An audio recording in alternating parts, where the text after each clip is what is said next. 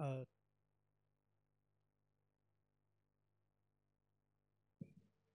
Assalamualaikum warahmatullahi wabarakatuh.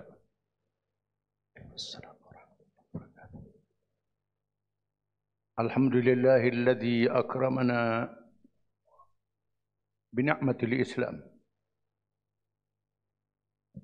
Fafaddalana ala kathirin minal umam. Salatan wa salaman ala Rasulillah wa ala alihi wa sahbihi wa man wala.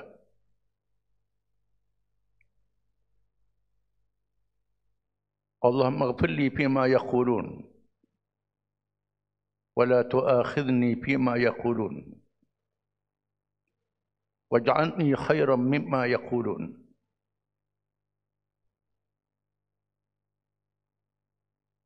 A'udzu billahi minasy syaithanir rajim. Qul ya ayyuhan nas inni rasulullah ilaikum jami'a alladzi lahu mulku as-samawati wal ard la ilaha illa huwa yuhyi wa yumit fa aminu billahi wa rasulihi an-nabiyyil ummi alladzi yu'minu billahi wa kalimatihi wattabi'uhu la'allakum tahtadun. Suratul A'raf ayat 158.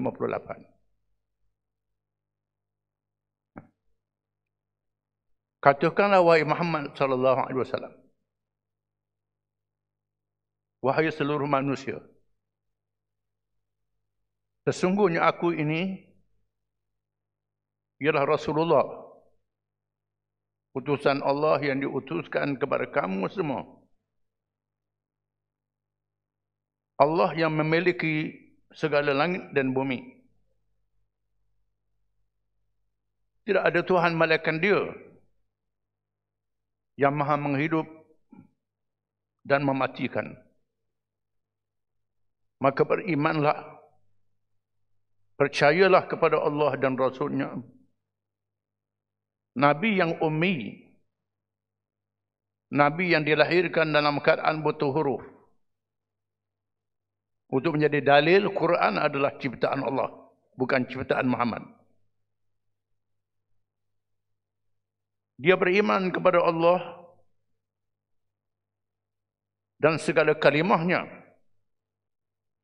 Ikutilah dia supaya kamu mendapat petunjuk. Yang hormati Profesor Media Dr. Chukri Muhammad selaku moderator, Yang Berhormat Datuk Menteri Kanan Datuk Haji Ahmad Yaakob, Menteri Besar di Kelantan Darul Naim, Yang Berhormat Timbalan Menteri Besar, Yang Berhormat Datuk Speaker Jabatan Undangan Negeri, Yang Berhormat Datuk Penasihat Undang-Undang, Yang Berhormat Ahli Majlis Mesyuarat Kerajaan Negeri, Ahli-ahli Dewan Negeri, Ahli Parlimen, Ahli Dewan Negara, para pemimpin parti politik, NGO, Ashabul Fadilah, para ulama, tuan guru, hadirin hadirat yang dihormati dan dikasihi sekalian. Terlebih dahulu saya meminta maaf untuk bercakap dalam tajuk yang sangat besar untuk diperkatakan. Apalagi menyentuh lautan ilmu Allah yang tidak terhingga luasnya. Bila cakap tentang peta baru dunia, perlu diketahui bila kita bercakap kaitkan dengan Islam, Islam itu tidak boleh ditafsirkan dengan perkataan religion ataupun agama dalam bahasa asing. Islam adalah ad-din, merangkumi segala aspek kejadian alam, termasuk alam manusia. Apalagi Allah mengutuskan Nabi Muhammad SAW untuk seluruh manusia. Tidak terikat dengan zamannya sahaja, kaumnya sahaja, negerinya sahaja. Diutuskan menjadi Rasul akhir zaman untuk seluruh dunia. Dalam keadaan Allah yang maha mengetahui seluruh alam ini akan diakhirkan. Sebelum ditamatkan dunia dengan kiamat, Allah mengurniakan ilmu kepada manusia yang dicapai dalam kemajuan yang disaksikan pada hari ini. Tidak seperti dahulu lagi. Dunia yang luas jadi sempit dengan teknologi transport, teknologi maklumat dan lain-lain. Boleh berhubung dalam masa yang cepat. Maka cukup bagi dunia akhir zaman ini seorang Rasul sahaja untuk seluruh manusia. Dikurniakan mukjizat ilmu Al-Quranul Karim. Berbeza dengan mukjizat Rasul-Rasul yang terdahulu. Musa dengan tongkat. Daud melembutkan besi. Sulaiman dapat menguasai bahasa hayawan. Adapun Muhammad diberi mukjizat ilmu untuk mengagumkan seluruh dunia menjadi tanda kerasulannya. Sehingga berita kelahirannya disebut dalam kitab sebagai agama. Sama ada agama sama seperti Yahudi, Kristian, termasuk agama yang tidak samawi, Hindu dan Buddha, mengisyaratkan kelahiran Rasul akhir zaman. Ini didedahkan oleh pengkaji perbandingan agama. Maka mesejnya atau risalahnya, kerasulannya untuk seluruh dunia, bagi seluruh manusia. Maka Islam membahagikan manusia seluruhnya adalah satu keluarga. Firman Allah Ta'ala, Ya ayyuhan nas, inna khalaqnakum min dhakarin wa untha, waj'alnakum syu'uban wa qabaila lita'arafu, inna akramakum indallahi atqakum, innallaha alimun khabir. Wahai manusia, sesungguhnya kami ciptakan kamu berasal daripada seorang lelaki, Adam, dan seorang perempuan, wanita, Hawa. Kami jadikan kamu bersuku kaum dan berbangsa-bangsa, supaya kamu bertaaruf, berkenalan, berhubung, bermasyarakat madani. Tidak mungkin hidup seorang, satu keluarga, satu bangsa, satu negeri, mesti berhubung antara satu sama lain. Bagi keperluan duniawi untuk seluruh manusia, yang paling mulia kerana kamu ialah yang paling bertakwa, yang paling patuh kepada Allah. Sesungguhnya Allah itu maha mengetahui berkaitan diri kamu dan urusan kamu. Ringkasnya Nabi kita Muhammad SAW telah menyampaikan mesej ini. Bukan sahaja mengislamkan manusia, seorang diri, keluarga, termasuk mengislamkan negara. Menegakkan negara di Madinah Munawwarah. Madinah yang nama asalnya Yathrib atau Taibah, diubah nama kepada Madinah. Masyarakat madani, tempat manusia berkumpul untuk menghubungkan berbagai-bagai manusia sebagai pusat pada awalnya. Maka Islam membahagikan manusia itu kepada dua kumpulan. Yang pertama, ummah dakwah, iaitu seluruh manusia yang diajak bersama di bawah naungan Islam. Sama Islam dan bukan Islam. Yang kedua, ummah ijabah. Umat yang menganut Islam, yang percaya pada Islam. Tak ada paksaan dalam agama. Tapi di sana, mereka masuk Islam. Ummah ijabah. Maka ditegakkan negara di Madinah Munawwarah, mengumpulkan orang-orang Islam dahulu, menguasai negara itu, mengumpulkan muhajirin yang datang daripada luar Madinah, dan orang Madinah sendiri yang masuk Islam, Aus dan Khazraj, yang menerima Islam bukan sahaja sebagai akidah untuk dirinya, termasuk akidah negara yang berdaulat. Dalam masa yang sama, orang-orang bukan Islam dan bukan Arab, orang-orang Yahudi, Kristian, termasuk musyrikin yang menyembah berhala, termasuk Majusi, diajak bernaung di bawah pemerintahan Islam. Alhamdulillah, sebahagian mereka menerima.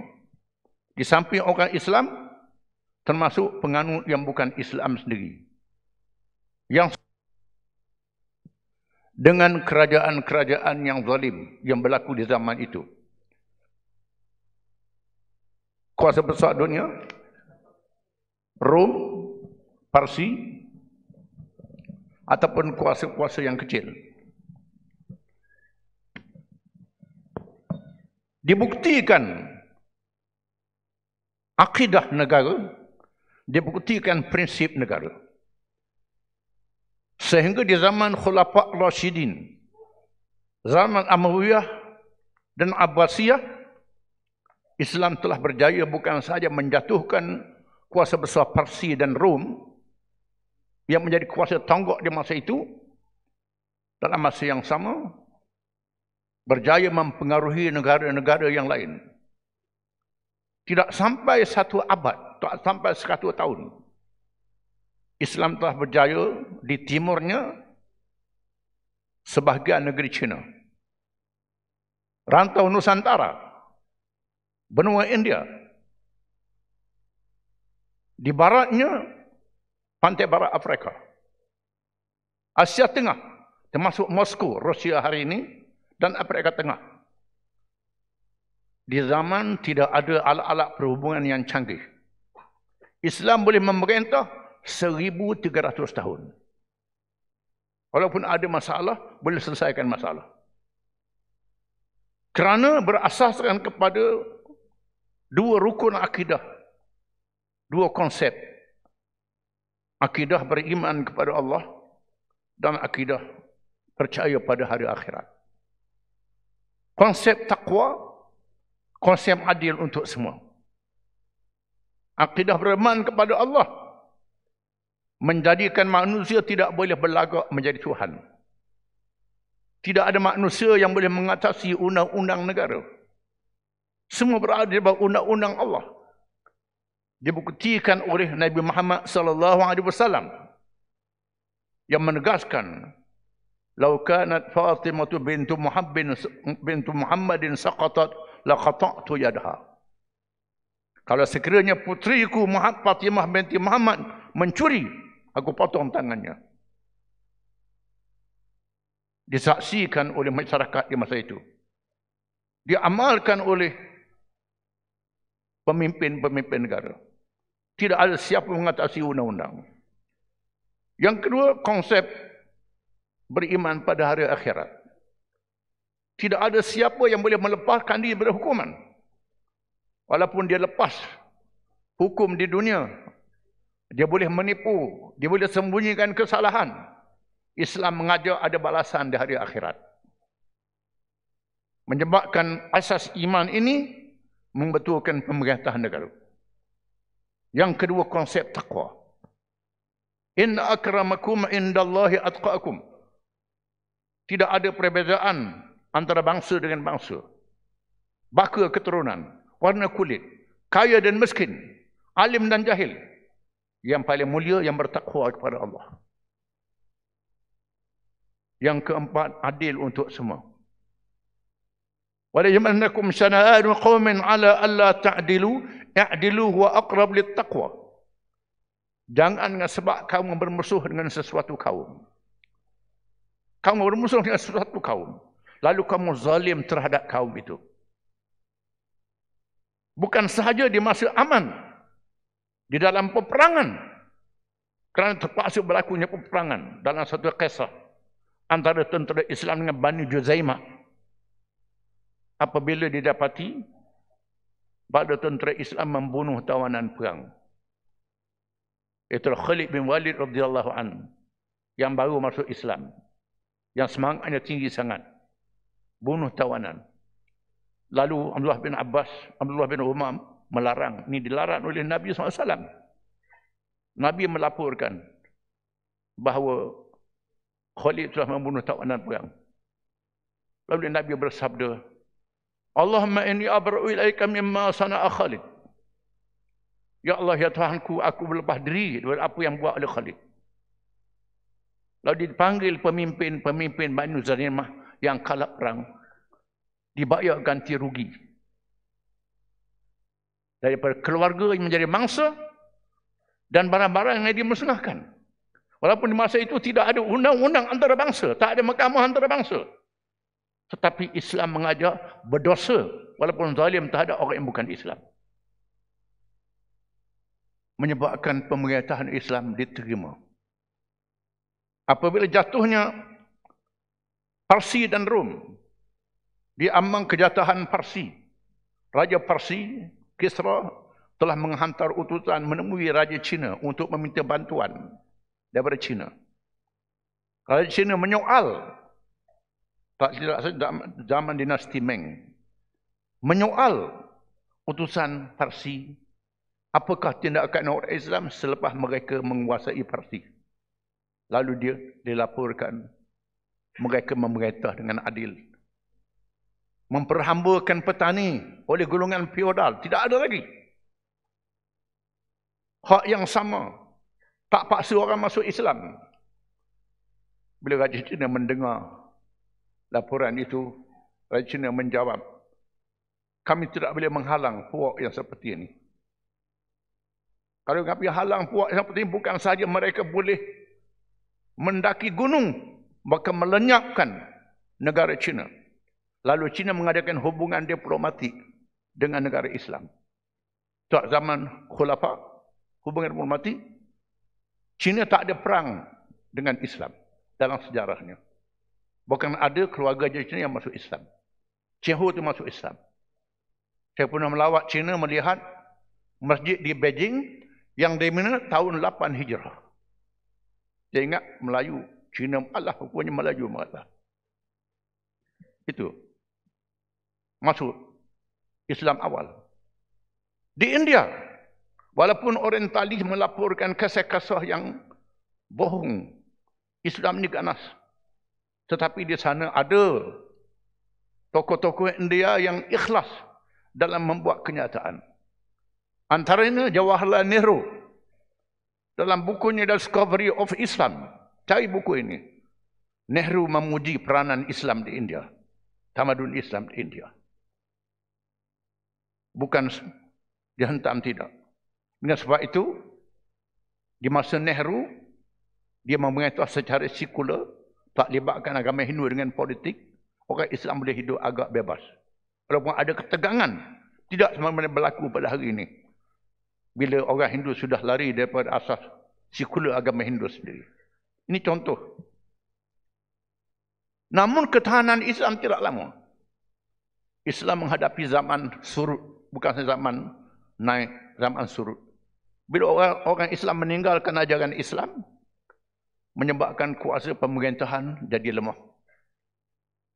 Maka peluang diambil oleh penjajah Barat, khususnya Kristian, yang melancarkan perang salib kerana dendam terhadap Islam. Orang-orang Yahudi Zionis, mereka mengepung Islam.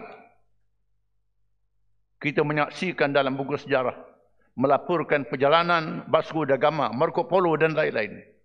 Sebenarnya perjalanan itu kerana mencari jalan untuk memintas dunia Islam melangkah lebih jauh. Kerana Laut Mediterranean, kerana Laut Merah dikuasai oleh Islam. Asia Barat menjadi pusat Dunia dikuasai oleh Islam. Kerana mereka bermusuh, datang menjajah negeri umat Islam Melaka 1511 di negeri Afrika. Setelah jadi kepung, mereka mengambil peluang menakluk dengan negeri Islam. Dan orang Islam dalam keadaan lemah, akhirnya negeri umat Islam dijajah. Maka berlakulah pemetaan baru dunia selepas mereka menjajah negeri Islam. Khususnya zaman kejatuhan Khilafah Osmaniyah di abad yang lalu. Dilaksanakan perjanjian British dan Belanda. Perjanjian Sykes-Picot melibatkan British, Perancis, Rusia. Maka tanah air umat Islam dipecah-pecah, dibahagikan di kalangan kuasa-kuasa penjajah. Ada yang ditakluk, dinaungi oleh British, dinaungi oleh Perancis, oleh Belanda. Di sini melibatkan perjanjian Bangkok, perjanjian Betawi, perjanjian Belanda dan British. Indonesia bahagian Belanda, Malaysia British, Indochina Perancis, ada Cham di sana. Filipina Spanyol. Filipina itu asalnya Islam. Manila itu Amanullah. Manila atau perkataan Amanullah ditakluk oleh Spanyol. Mereka bahagikan, mereka takluk. Mereka takluk, mereka musnahkan dunia. Lain dengan orang Islam. Masa orang Islam memerintah, Islam mendahulukan damai dalam hubungan dengan orang lain. Damai didahulukan. Ini konsep hubungan Islam dengan pihak lain. Menyebabkan Islam bukan sahaja berdaya menarik manusia masuk Islam, tunduk di bawah pemerintahan Islam. Dalam masa yang sama, Islam berjaya menarik tamadun-tamadun kebendaan, ilmu-ilmu yang memberi manfaat oleh bangsa lain. Ilmu itu diislamkan. Ilmu sains teknologi. Kerana ayat yang pertama dia Iqra bismi rabbikal ladzi khalaq. Semua ilmu dibaca dengan nama Tuhan. Maka Islam memajukan sains teknologi, memajukan konsep ekonomi. Banyak kita tidak tahu siapa yang dulu buat bank. Orang Islam dulu buat bank. Bila Nabi berhijrah dari Mekah ke Madinah, Nabi menugaskan menantunya Ali bin Abi Talib supaya memulangkan barang-barang simpanan di rumah Khadijah kepada pemimpin Quraisy yang belum Islam, yang tak masuk Islam. Rumah Nabi adalah bank. Ini muamalah bank dalam sejarah manusia. Orang Islam dulu. Siapa dulu yang bawa hospital? Bila Sa'ad bin Mu'adz radhiyallahu anhu cedera dalam perang Ahzab, Nabi perintah buat khemah berhampiran Masjid Nabawi untuk mudah dirawat, mudah ziarah. Ini teori hospital. Hotel musafir khana. Orang Islam buat musafir khana. Banyak bandar-bandar Kahirah, bandar Basrah, bandar Kufah, bandar Mosul. Asalnya padang pasir. Dengan harta wakaf, orang kaya buat musafir khana. Rumah tumpangan percuma, hotel percuma. Bila orang singgah, percuma, ramai orang singgah, berlaku perniagaan, berlaku perdagangan, berlaku pertanian. Maka hidup kawasan itu. Ini dianjur oleh Islam. Ini tamadun Islam. Orang Islam yang pertama buat jam waktu. Zaman Harun al-Rashid menghadiahkan jam kepada Raja Charlemagne.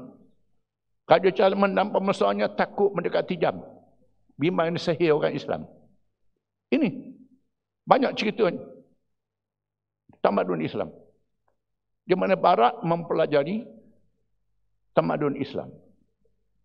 Dalam masa yang sama, Barat yang menganut Kristian tidak ada aspek-aspek duniawi. Dalam Kristian tidak ada aspek pemerintahan. Ini yang berlaku.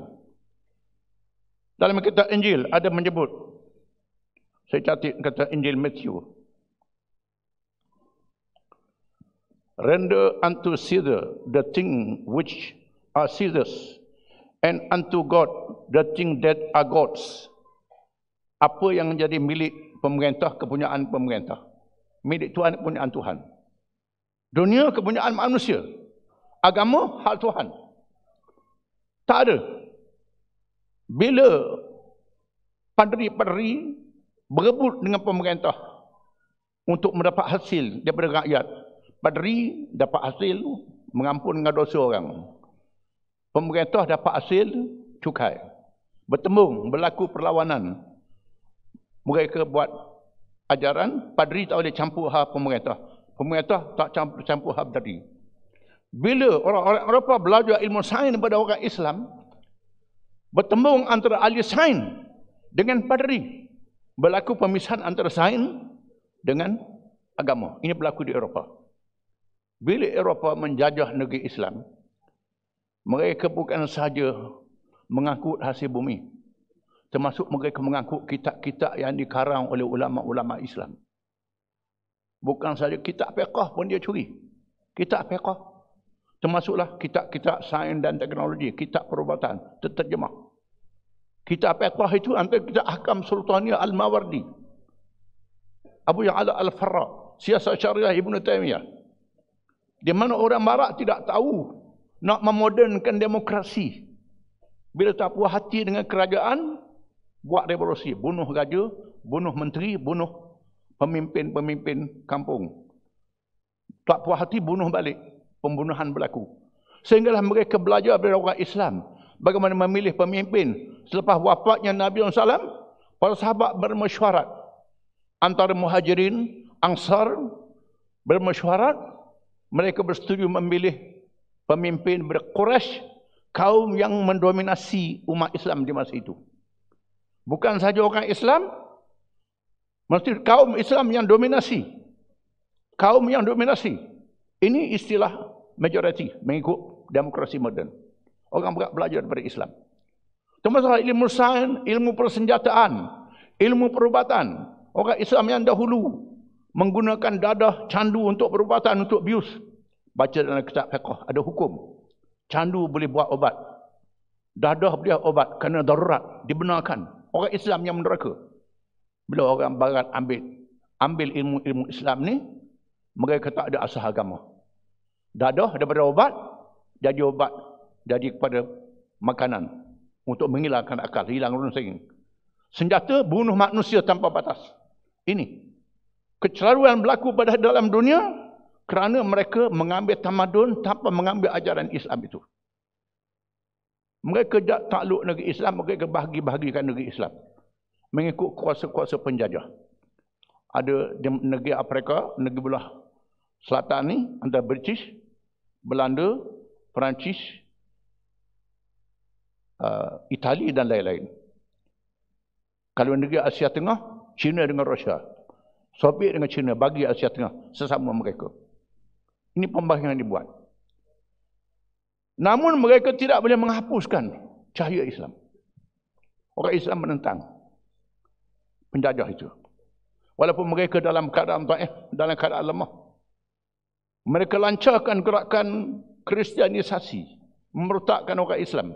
Segelintir yang murtad. Kemudian berlaku gerakan pembaratan, membaratkan orang Islam. Orang Islam terpengaruh dengan barat. Tapi tak keluar daripada agama Islam. Tetap sayang pada agama. Ini berlaku pada orang Islam. Berlakunya semangat kebangsaan dan semangat agama. Menentang penjajah. Seluruh dunia menentang penjajah. Mereka kaji di mana rahsia kekuatan orang Islam. Kajian orientalis membuat kesimpulan. Melalui ucapan Gladstone di Parlimen British. Gladstone kata selagi orang Islam berpegang dengan ajaran Islam, penjajah gagal walaupun mereka pecah-pecahkan dunia Islam. Gladstone kata ada 3 perkara. Rahsia. Ada sakit baki dalam diri orang Islam. Yang pertama, buku ini Al-Quranul Karim. Selagi orang Islam baca Quran walaupun tak erti mana, tetap berpegang, tak boleh hapuskan orang Islam. Yang kedua, sembahyang Jumaat. Seminggu sekali sembahyang Jumaat, berkumpul. Ketika haji di Makkah Al-Mukarramah. Ini laksana batu pejal yang tak boleh dipecahkan oleh mereka. Dengan segala alat yang canggih. Orang Islam melawan penjajah. Akhirnya tanah air orang Islam mencapai kemerdekaan. Walaupun mencapai kemerdekaan, dalam keadaan bermasalah. Ada yang terpengaruh. Memang terpengaruh dengan pembahagian dunia yang dibuat oleh mereka. Ringkas, masa tak cukup. Mereka bagikan kepada blok timur dan barat. Ada negeri Islam yang ikut blok timur. menganut komunis seperti Albania, sosialis, Mesir dan lain-lain. Ada yang blok barat, Malaysia, Pakistan dan lain-lain terpengaruh dengan blok timur dan blok barat. Ini zaman era perang dingin berlaku.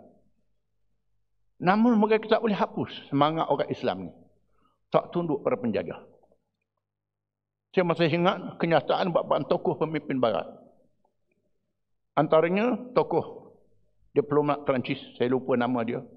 Bila berlaku perang Korea tahun 50-an, berlaku kemarahan Soviet di Eropah Timur, tokoh ni kata, jangan kamu anggap orang barat menganggap komunis ni bahaya. Di sana ada lebih bahaya pada komunis, iaitulah Islam. Komunis kalau dia takluk dunia barat ni, dia takluk bumi saja, takluk jasad. Islam kalau dia dapat menguasai hati-hati manusia.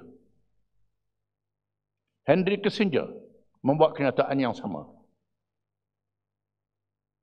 Sehinggalah berlaku keruntuhan Soviet Union di abad yang lalu. Bila Soviet Union runtuh, berpecah negeri-negeri Soviet, merdeka, orang Islam merdeka di Asia Tengah. China terpaksa mengubah dasar ekonomi komunis kepada ekonomi bebas. Termasuk Vietnam, termasuk Cuba, kita boleh berniaga hari ini. Ini lain daripada sosialis dan komunis dia. Sehingga Francis Fukuyama, seorang ilmuwan Amerika, membuat kenyataan bahawa dunia akan dikuasai oleh satu kuasa tunggal, kuasa barat, liberal ke barat saja. Komunis sudah tidak ada. Semua tamadun dahulu dalam lipatan sejarah. Tiba-tiba Huntington, seorang ilmuwan barat, membuat kenyataan. Tanggapan itu salah. Di sana masih ada lagi pengaruh yang tak boleh dipandang kecil, laksana api dalam sekam, dalam ibarat bahasa kita, iaitulah Islam yang terpendam. Islam tidak boleh dihapuskan sekali-kali. Tentangan terhadap Islam mesti dilakukan. Jangan dibiarkan. Maka berlakulah usaha-usaha melumpuhkan orang Islam. Bukan saja lumpuhkan ekonomi, lumpuhkan politik, lumpuhkan sains teknologi, lumpuhkan akhlak orang Islam. Gerakan ini berlaku. Tak boleh hapus. Apa yang menarik ialah mereka menggunakan beberapa aspek-aspek perbezaan yang ada kalangan orang Islam. Kaum yang berbeza, mazhab yang berbeza. Berbagai bangsa orang Islam, mazhab berbeza. Walaupun di sana ada mazhab betul, mazhab salah, gunakan mazhab ini untuk laga-lagakan orang Islam. Jangan tanya dia Sunni, Syiah, Salafi, Khalafi, Wahabi, Asy'ariyah, Maturidiyah, semua hentam. Ini dia tahu orang Islam dulu balah pasal ini. Kita tak nafi ada betul ada salah. Tapi aspek ini digunakan oleh mereka untuk memecahkan orang Islam. Maka berlakulah. Kita saksikan pada hari ini tercetuhnya di Syria, Yaman, Libya dan lain-lain. Alhamdulillah Asia Tenggara selamat. Asia Tenggara ni selamat. Kerana kita orang Melayu ni mungkin tidak, kata orang, tidak cepat panah barang seperti orang lain. Kita ni lemah.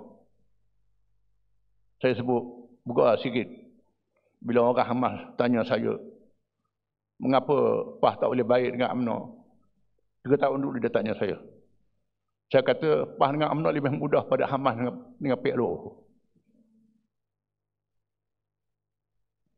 Kita berbalah. Termasuk di Indonesia. Mereka cuba nak pecahkan Indonesia. Suku Jawa, suku Melayu di Sumatera, suku Aceh, termasuk suku Banjar, Bugis, nak pecahkan Indonesia itu. Nak usahakan. Alhamdulillah rantau kita ni selamat. Walaupun ada perbezaan, ada kelahi sikit-sikit.